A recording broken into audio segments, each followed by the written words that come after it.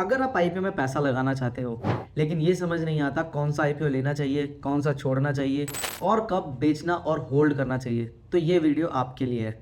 तो ये वीडियो आपको आईपीओ लगाने का सही तरीका सिखाएगी। सबसे पहले बात करते हैं कब और कौन सा आईपीओ लेना चाहिए।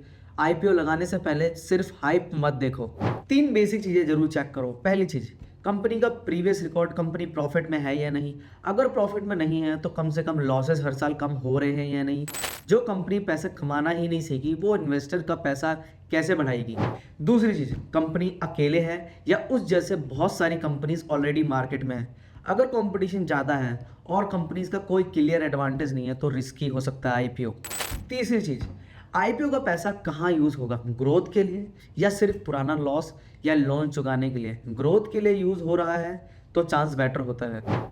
अब अगला सवाल, अगर एक ही टाइम पे बहुत सारे आईपीओ आ जाए तो किस में पैसा लगाएं। इस केस में सबसे बड़ी गलती होती है हर आईपीओ में अप्लाई कर देना। एग्जाम्पल से समझो, कंपनी ए का हाइप बहुत ज़्यादा है पर प्रॉफिट नहीं है। कंपनी बी की हाइप मीडियम है लेकिन रेवेन्यू हर साल ग्रो हो रहा है। कंपनी सी की हाइप कम है पर बिजनेस स्टेबल लग रहा है। स्मार्ट इन्वेस्टर्स यहाँ पूरा पैसा कंपनी ए में नहीं डालते, वो पैसा डिवाइड करते हैं थोड़ा हाइप वाले आईपीओ में, थोड़ा स्टेबल बिजनेस वाले में और थोड़ा कैश साइड वाले में रखते हैं।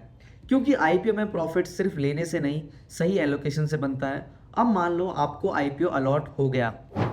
अब सबसे इंपॉर्टेंट सवाल, कब सेल करें और कब होल्ड करें।